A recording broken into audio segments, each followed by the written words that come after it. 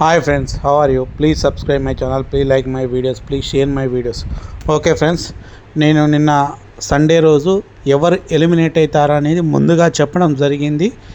మనీష్ మర్యాద గారు ఖచ్చితంగా సండే రోజు బిగ్ బాస్ హౌస్ నుంచి బయటికి ఎలిమినేట్ అయ్యి వెళ్ళిపోతారని నేను ముందుగా చెప్పడం జరిగింది. 100కు 100% వెళ్ళిపోతారని చెప్పా.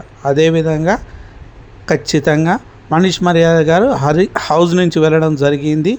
అంతేకాకుండా ఫస్ట్ వీక్ కూడా ఎవరు ఎలిమినేట్ అవుతారని కూడా నేను 100కు 100% ఎవరు ఎలిమినేట్ అవుతారని ఖచ్చితంగా చెప్పడం జరిగింది. శ్రేష్ఠి గారు ఎలిమినేట్ అవుతారని అది కూడా చేయింది, అది కూడా కావడం జరిగింది. అంతేకాకుండా నిన్న మన డిమార్ట్ పవన్ గారితో కెప్టెన్సీ నిన్న పెట్టడం జరిగింది. మళ్ళా తిరిగి కెప్టెన్షిప్ పవన్ గారే గెలవడం జరిగింది. దాని గురించి మాట్లాడుకుందాం. సండే రోజు డీమాన్స్ కెప్టెన్సీ పీక్ పారేసి మళ్ళా టాస్క్ పెట్టడం జరిగింది.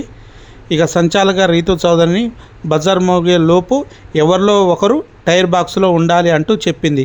ఇక ఈ టాస్క్లో భరణి, మనీష్, పవన్, ఇమానియల్ అన్నట్లుగా పోటీ జరగడం జరిగింది. పవన్ ఇమాల్ టైరు స్విమ్మింగ్ పూల్కి విసిరేయడం జరిగింది. తర్వాత ఇమ్ముతో పవన్ ఫిజికల్ ఫైట్ చేయడం జరిగింది. అలా మొత్తానికి ఈ టాస్క్లో డీమాన్ పవన్ గారు గెలవడం జరిగింది. ఆ తర్వాత హౌస్లో మోస్ట్ బోరింగ్ ఎవరు అని నాగార్జున గారు అందరినీ అడిగాడు. ముందుగా హరీష్ని అడిగితే ఆశా షేని పేరు చెప్పడం జరిగింది. తన చాలా క్యూట్ సార్, స్వీట్ పర్సన్, కానీ అంత ఇంటరాక్టివ్గా ఉండరు అంటూ హరీష్ గారు చెప్పడం జరిగింది. తర్వాత సంజన గారు కూడా అందరిలో హౌస్లో మోస్ట్ బోరింగ్ ఆశా షైని గారే అంటూ చెప్పడం జరిగింది. ఇక శ్రీజ కూడా ఆశా షైని పేరు చెప్తూ నాకు తెలిసి మిగిలిన వాళ్ళు కూడా ఈమె పేరే చెప్తారు సార్ అంటూ ఎక్స్ట్రాలు మాట్లాడడం జరిగింది.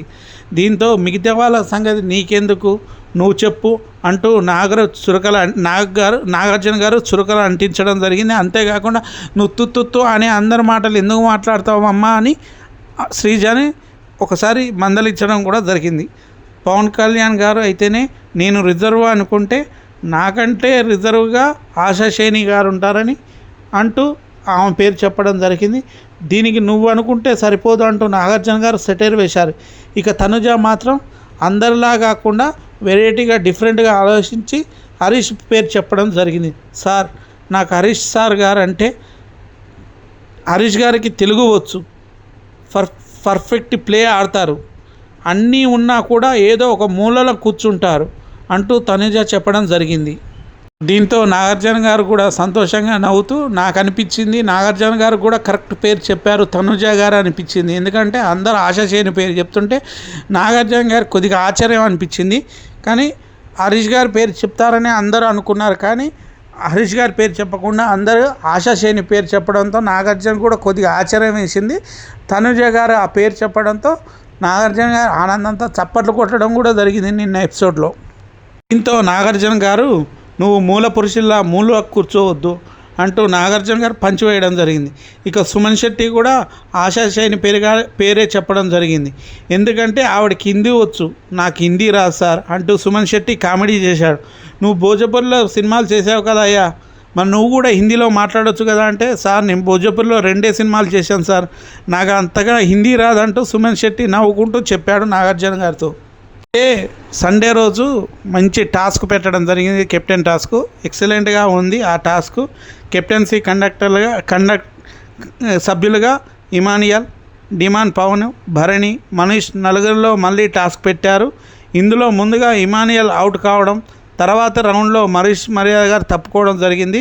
ఇక చివరి రౌండ్ వచ్చేసి డిమార్ట్ పవన్ గారు భరణి మధ్య జరిగింది. ఇందులో గెలిచిన డిమార్ట్ పవన్ కెప్టెన్ అయ్యాడు. అయితే ఈసారి సంచాలక్ కూడా రీతు చౌదరిని నిర్వహించడం జరిగింది. ఈ విషయాన్ని నిన్ననే నాగార్జున గారు శనివారం రోజు హౌస్లో చెప్పడం జరిగింది.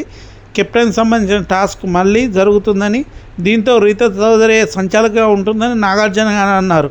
ఎందుకంటే ఈసారి ఆమె ఎలాంటి నిర్ణయాలు తీసుకుంటుందో చూద్దామని నాగార్జున గారు అనుకున్నారు. అయితే ఈసారి రీతు చౌదరి అందరిగా ఫెయిర్గానే వ్యవహరించిందంట.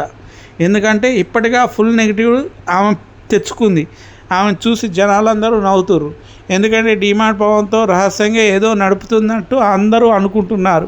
పవన్కే ఈమె సింపతి చూపిస్తుందని, పవన్ మీదనే అట్రాక్ట్ అవుతుందని అందరూ అనుకుంటున్నారు. ఈమె పవన్కే సపోర్ట్ చేస్తుందని అందరూ ఊహించుకున్నారు. కానీ అందుకు భిన్నంగా నిన్నంగా ఫెయిర్గా వ్యవహరించడం జరిగింది. అందరు సభ్యులతో కరెక్ట్గా వ్యవహరించింది. దీంతో ఈ టాస్క్లో రీతు ఫెయిర్గానే వ్యవహరించింది. మొదటిసారిగా రీతు వల్ల కెప్టెన్ అయిన ధీమాన్ పవన్ ఈసారి రాత వల్ల అయ్యాడు. మరోవైపు హౌస్లో కథ మొత్తాన్ని తిప్పేస్తూ నాగార్జున గారు నిన్న కీలక నిర్ణయం తీసుకున్నారు. ఇప్పటి వరకు ఓనర్లుగా సౌకర్యాలు అన్వయించిన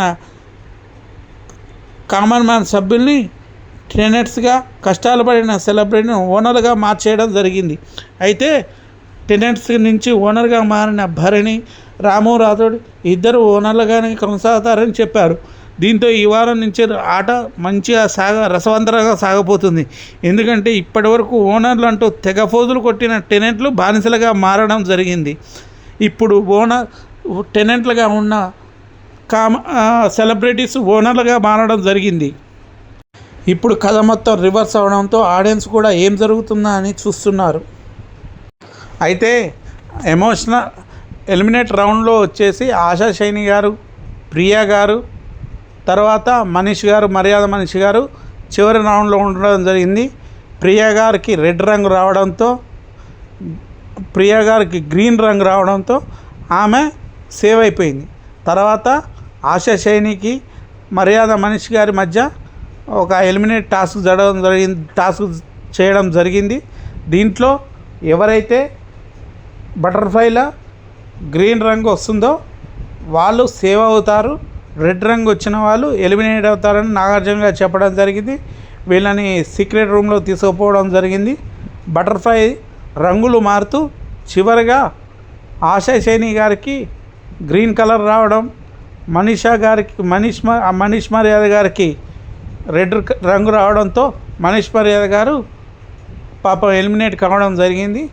అయితే మనీష్ మర్యాద గారు హౌస్ నుంచి బయటకు వచ్చిన తర్వాత, నాగార్జున దగ్గర వచ్చిన తర్వాత ఎవరు హౌస్ నుంచి ముందుగా వెళ్ళిపోతారు, ఎవరు హౌస్ లో నెంబర్ 1 స్థానంలో, నెంబర్ 4 స్థానంలో ఎవరు ఉంటారని నాగార్జున గారు మనీష్ మర్యాద గారిని అడిగారు. దీంట్లో ఫస్ట్ పేరు వచ్చేసి శ్రీజ గారి పేరు పెట్టడం జరిగింది.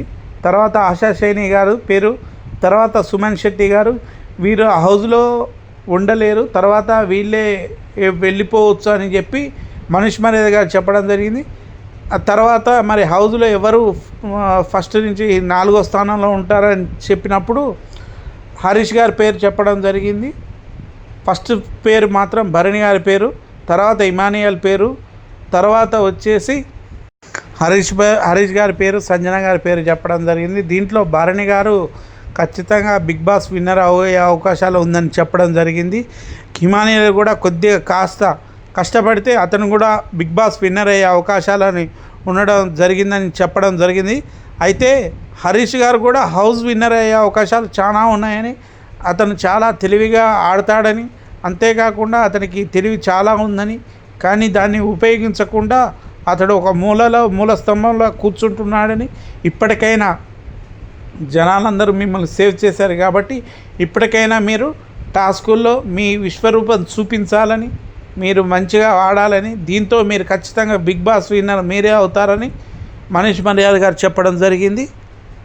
దీంతో బిగ్ బాస్ నాగార్జున గారు మనీష్ మర్యాద గారిని ఇంటి నుంచి బయటికి పంపడం జరిగింది. తర్వాత ఎవరెవరైతే ఈరోజు ఖచ్చితంగా ఎలిమినేషన్ టాస్కులు ఉంటున్నాయి. ఈరోజు ఎవరెవరికి ఎలిమినేట్ అవుతారో చూద్దాం, ఓట్లు ఎవరికి ఎక్కువ పడతాయో కూడా చూద్దాం. Okay friends, please subscribe.